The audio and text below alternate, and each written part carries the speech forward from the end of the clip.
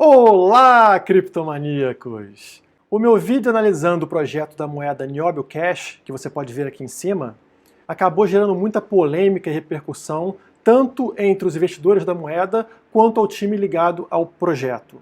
Esse episódio acabou me fazendo refletir sobre os motivos que levam as pessoas a defenderem moedas como se fossem times de futebol. No que as pessoas em geral se baseiam para ganhar confiança a ponto de investir seu dinheiro e tempo. Hoje a grande maioria parece entender criptomoeda como uma aposta, que depende mais de sorte do que de comprovações, e não como um investimento sério, onde qualquer pessoa jamais colocaria seu dinheiro sem ter total confiança nas pessoas envolvidas no projeto e na viabilidade do que está sendo proposto. Para mim, o exemplo seria você sair na rua e encontrar na esquina da sua casa uma barraquinha com 5 pessoas dentro e um cartaz escrito Banco Popular, invista conosco, taxa zero e rentabilidade de 50% ao mês.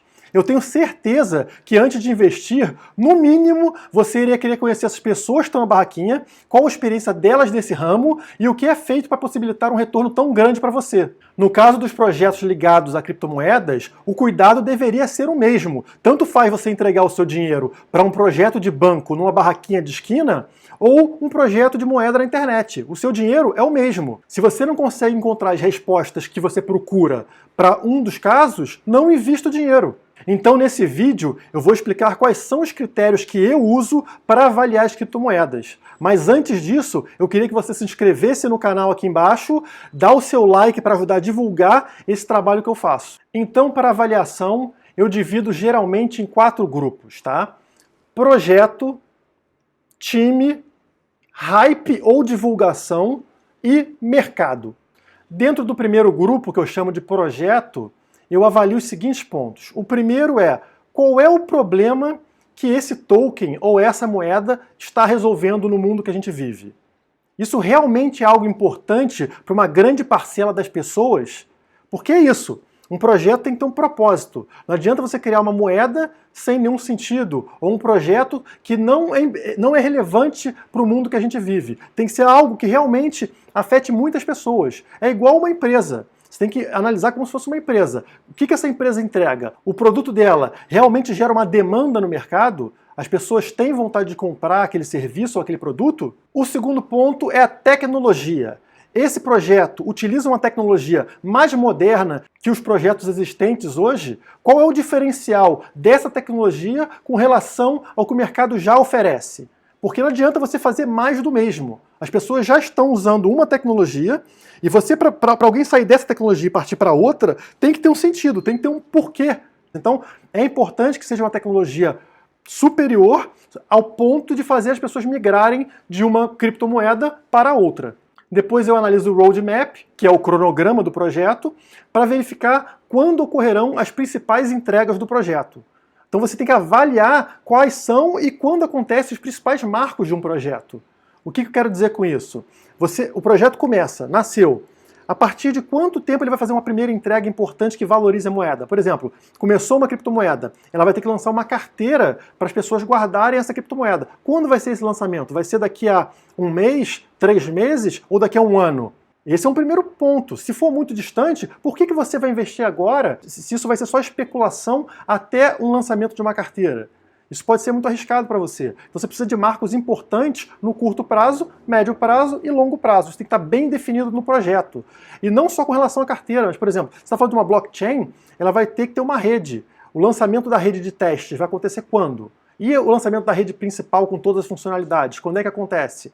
Então, dependendo do projeto, você espera que existam marcos importantes nessa rota e bem distribuídos. Não adianta todos os marcos estarem para 2022 se você está comprando essa moeda ou esse token hoje. Tem que ter uma distribuição adequada para você ter também um retorno no curto prazo. Um outro ponto são as parcerias. É muito mais fácil um projeto progredir e ter sucesso se ele tem como parceiras empresas importantes de hoje em dia, que não precisam nem estar ligadas ao mundo de criptomoedas, de blockchain. Podem ser empresas como Volkswagen, como Apple, como Microsoft, IBM, mas tem que ter empresas parceiras, de preferência no mundo de criptomoedas, de blockchain e no mundo tradicional, para que ela tenha esse suporte e essa alavancagem para funcionar. Não só um suporte financeiro, porque essas empresas acabam sendo investidoras também, mas como um suporte de dar confiança para o mercado.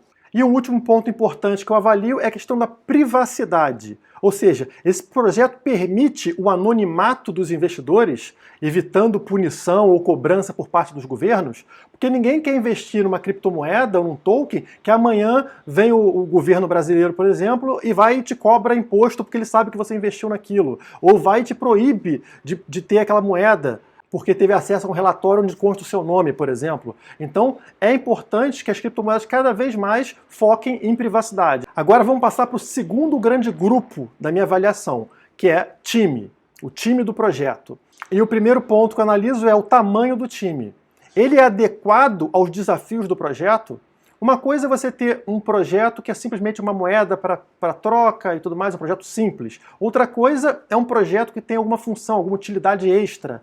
Então, ele depende de uma equipe muito maior. Imagina um projeto de blockchain, que vai ter vários aplicativos descentralizados. Ele demanda muita gente trabalhando, muitos programadores, ele precisa de um marketing forte. Então você espera que seja um time de 10, 15, 20 pessoas dentro desse projeto. Depois você precisa analisar a experiência profissional desse time que está envolvido no projeto, avaliando as empresas e os cargos anteriores dessas pessoas. Isso é muito importante, porque a pessoa, quando ela é muito boa, a tendência é que ela trabalhou em multinacionais, trabalhou em empresas de grande porte e em posições similares ao que ela vai atuar agora nesse projeto dessa criptomoeda. Um ponto adicional, essas pessoas trabalharam em projetos similares? Ou seja, já trabalharam no mundo de blockchain, de criptomoedas, em outros projetos, de sucesso ou não, mas que você possa avaliar e falar, pô, essa pessoa já tem experiência nesse mercado. Ela não está vindo no mercado tradicional que a gente tem hoje e entrando numa coisa completamente diferente de livre mercado, como a questão das criptomoedas. Então esse é um ponto que eu também analiso. E um último ponto muito importante que eu avalio é com relação aos consultores, também conhecidos como advisors. Ou seja, eles têm renome no mercado para suportar essa equipe? Porque você precisa de gente que esteja, por exemplo, você está fazendo uma criptomoeda e você precisa de um cara do mercado financeiro que já trabalhe com isso para avaliar o seu projeto. Ele não trabalha diretamente ligado ao projeto, mas ele vai dar consultoria. Ele vai falar, pô, isso aqui não está legal, isso não vai funcionar. Aqui, quando vocês entrarem no mercado tradicional, o governo vai vir em cima, vai atrapalhar vocês. Precisa dessa consultoria. Então, dependendo de qual é o tipo de projeto, você tem que ter consultores alinhados com esse projeto, participando da equipe. O terceiro grande grupo que eu avalio é o hype, ou a divulgação desse projeto. Então você tem que avaliar o seguinte, existe uma grande comunidade de pessoas suportando essa moeda? Ou seja, muita gente que gosta, discute no Telegram, discute nas redes sociais, esse tipo de coisa. Avalie o movimento nas redes sociais, o número de comentários, o número de interações, enfim, dê uma analisada em tudo que é tipo de rede social, Twitter, Facebook, Telegram, no site oficial, veja os comentários e compare com outras criptomoedas para ver se esse hype está acima ou abaixo do normal. Existem sites que mostram, inclusive, isso com gráfico, fazer uma análise do número de comentários. Eu vou até tentar colocar alguns aqui embaixo para vocês terem acesso a esse site e você consegue verificar se essa moeda está tendo mais hype ou menos hype do que outras do mesmo mercado. Estão saindo muitas notícias na mídia, em vários sites e blogs relacionados a essa criptomoeda, porque isso é algo que ajuda na divulgação da moeda. Se ninguém está falando dela, é mais difícil que ela tenha uma valorização. Qual a qualidade do marketing e divulgação por parte do time do projeto? Eles têm um investimento? Quanto dos recursos eles alocam para divulgar a própria moeda deles e o próprio projeto deles? Um ponto importante aqui é que muitos projetos são asiáticos e eles têm muita dificuldade com o inglês, por exemplo. Como é que eles estão fazendo essa divulgação em massa se eles não conseguem falar ou escrever inglês? Esse é um ponto que você tem que ficar sempre atento. Vários projetos bons já caíram porque não tiveram divulgação desses times asiáticos, então sempre analisa isso. Agora, todos esses pontos que eu falei são importantes, mas você não tem que seguir uma manada. Nem sempre o projeto faz sentido. As pessoas costumam investir naquilo que está tendo uma alta, naquilo que está tendo valorização, independente de ter um projeto sólido por trás. E às vezes você vai comprar seguindo a manada, você vai comprar com valor lá em cima. Só que como não tem um projeto firme por trás, isso vai cair e você vai perder seu dinheiro. E o último grande grupo que eu avalio é o que eu chamo de mercado. Então você tem que analisar qual o market cap que essa moeda tem. Se é uma moeda nova que vai entrar no mercado, qual vai ser o market cap na entrada dela após o ICO? O ideal para moedas que já estão sendo comercializadas no mercado é ter um market cap abaixo de 100 milhões de dólares, tá? Porque ela tem um grande potencial de valorização. Moedas abaixo de 100 milhões de dólares são moedas ainda pequenas.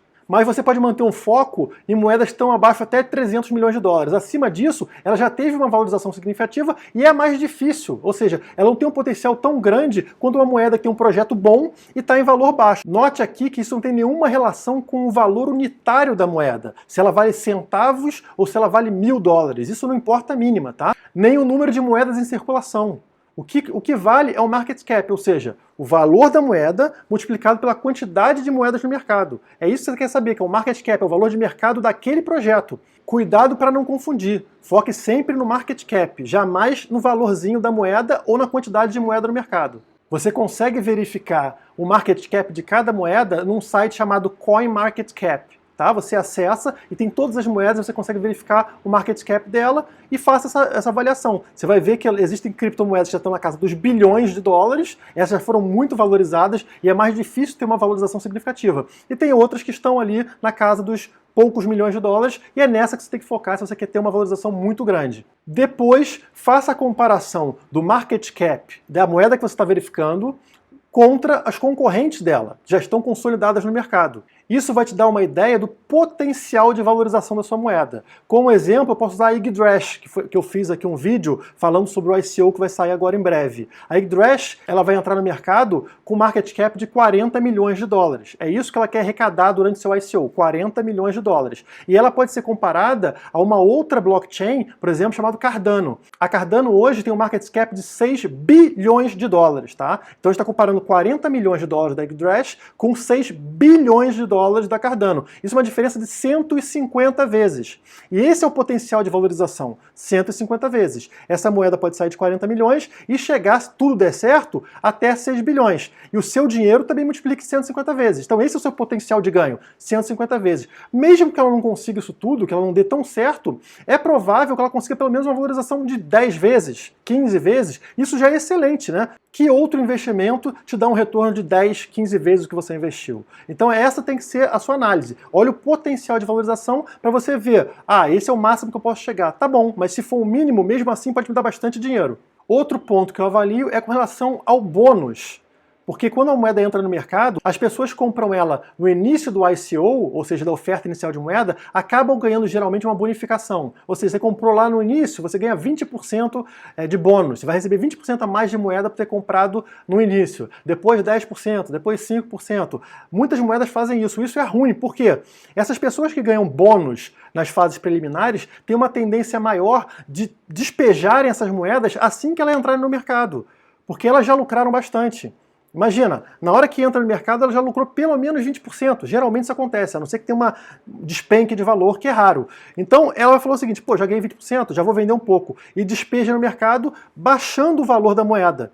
Então se você entra sem o bônus, você vai acabar perdendo dinheiro. Então essa avaliação que eu faço para verificar a tendência dela ter uma queda depois do ICO ou não. Eu gosto muito de projetos que não dão bonificação, tanto para investidores institucionais quanto para pessoas que entram antes. E um ponto de menor relevância, mas que eu também avalio, é se a moeda te remunera passivamente ou não. O que eu quero dizer com isso? Existem exemplos de tokens ligados a serviços, por exemplo, corretoras, que te dão dinheiro simplesmente por você segurar aquele token. Ou seja, se uma corretora está ganhando dinheiro com as transações que ela faz, ela passa parte do lucro para os detentores da moeda. Então você, sem ter tido trabalho nenhum, recebe parte do lucro dessa empresa. E como exemplo eu posso dar a KuCoin, que tem um token chamado KCS. E ela faz exatamente isso. Ela passa parte do seu lucro para quem detém o token dela. Existem outros modelos que remuneram de forma diferente, como por exemplo, moedas que queimam ou destroem parte dos tokens ou das moedas que são lançadas no mercado. De tempos em tempos, eles cortam parte dessas moedas e isso valoriza as que sobraram no mercado, ou seja, as que estão com você acabam ganhando valor. Então tudo isso precisa ser analisado para você verificar se vale a pena ou não entrar numa moeda. Todos os projetos vão apresentar alguma falha, algum ponto de inconsistência, mas pelo menos na sua avaliação tem que ter uma média acima de 7. Ele não pode apresentar falhas ou falta de informação relevante em diversos desses aspectos. Ele tem que ser um projeto sólido, um projeto que te passa confiança, que você entraria inclusive como sócio. Você fala, poxa, esse projeto aqui é um projeto sério, as pessoas são ótimas, tem futuro, tem demanda no mercado, as pessoas precisam disso, essa tecnologia é importante para o mundo, vai fazer diferença para o mundo lá na frente, então eu vou colocar meu dinheiro, vou apostar meu dinheiro e o meu tempo nisso. Não entre em nenhum projeto como se fosse uma aposta, só porque as pessoas estão comprando ou minerando, porque você pode acabar perdendo dinheiro com isso. Agora eu queria saber de vocês se tem algum ponto que vocês fazem de análise desses projetos que eu não comentei aqui. Deixa nos comentários aqui embaixo para a gente discutir esse ponto. Se inscreve no canal e dá o seu like para ajudar a divulgar tanto o canal quanto esse vídeo. Muito obrigado e até a próxima.